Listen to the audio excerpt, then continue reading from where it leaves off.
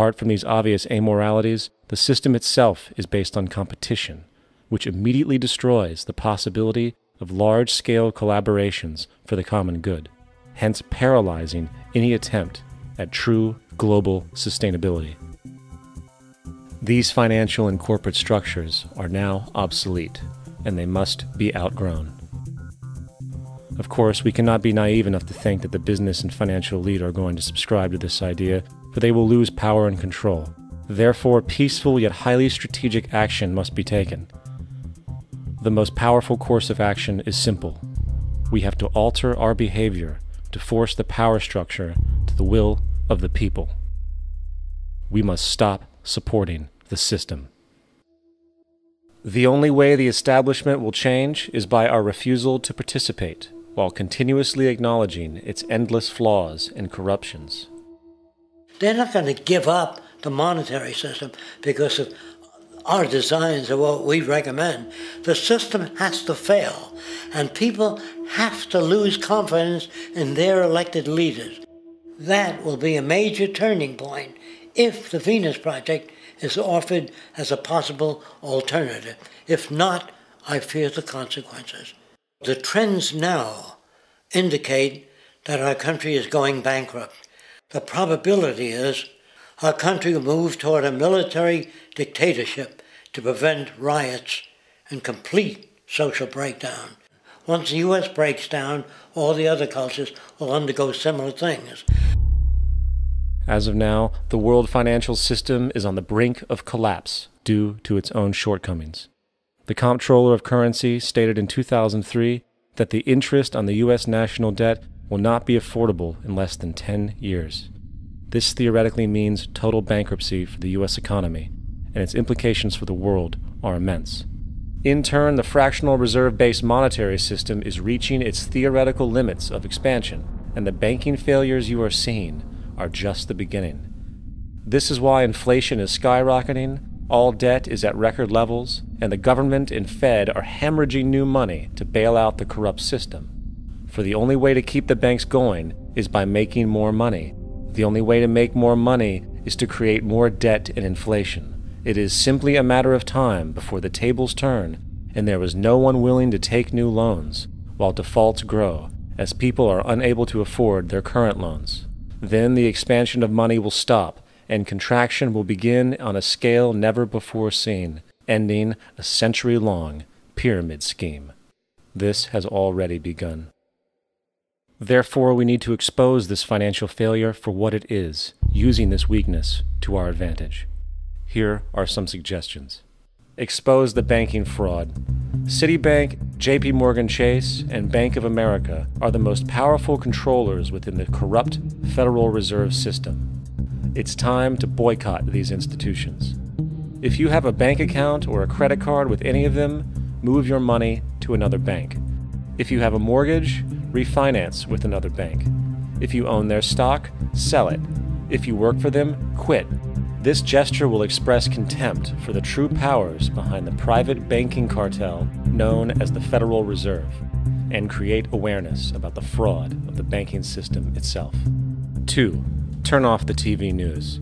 Visit the emerging independent news agencies on the internet for your information. CNN, NBC, ABC, Fox, and all the others present all news pre-filtered to maintain the status quo. With 4 corporations owning all major media outlets, objective information is impossible.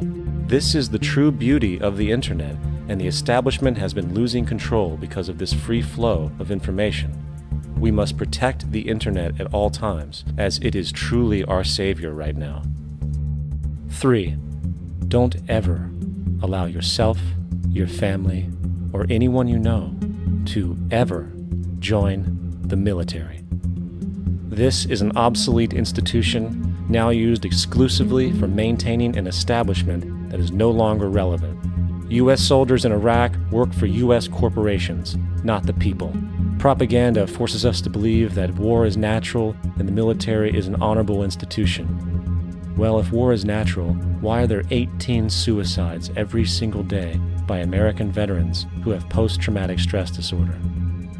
If our military men and women are so honored, Why is it that 25% of the American homeless population are veterans? 4. Stop supporting the energy companies. If you live in a detached house, get off the grid. Investigate every means of making your home self-sustainable with clean energy. Solar, wind, and other renewable energies are now affordable consumer realities, and considering the never-ending rising cost of traditional energies, it will likely be a cheaper investment over time. If you drive, get the smallest car you can, and consider using one of the many conversion technologies that can enable your car to be a hybrid, electric, or run on anything other than establishment fuels. 5. Reject the political system. The illusion of democracy is an insult to our intelligence. In a monetary system, there is no such thing as a true democracy, and there never was. We have two political parties owned by the same set of corporate lobbyists. They are placed in their positions by the corporations, with popularity artificially projected by their media. In a system of inherent corruption, the change of personnel every couple of years has very little relevance. Instead of pretending that the political game has any true meaning, focus your energy on how to transcend this failed system. And 6. Join the movement. Go to the zeitgeistmovement.com and help us create the largest mass movement for social change the world has ever seen. We must mobilize and educate everyone about the inherent corruption of our current world system, along with the only true sustainable solution, declaring all the natural resources on the planet as common heritage to all people, while informing everyone as to the true state of technology and how we can all be free if the world works together rather than fights. The choice lies with you.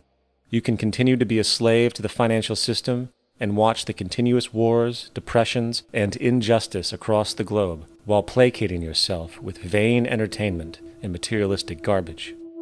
Or you can focus your energy on true, meaningful, lasting, holistic change, which actually has the realistic ability to support and free all humans with no one left behind.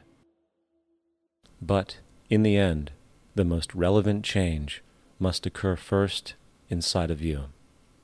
The real revolution is the revolution of consciousness, and each one of us first needs to eliminate the divisionary, materialistic noise we have been conditioned to think is true, while discovering, amplifying, and aligning with the signal coming from our true empirical oneness.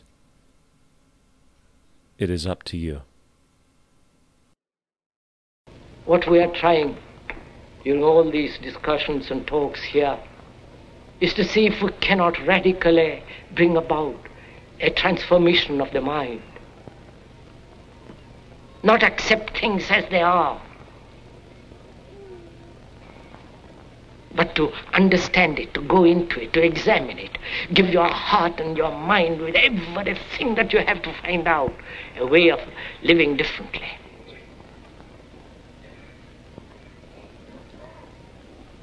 But that depends on you and not somebody else.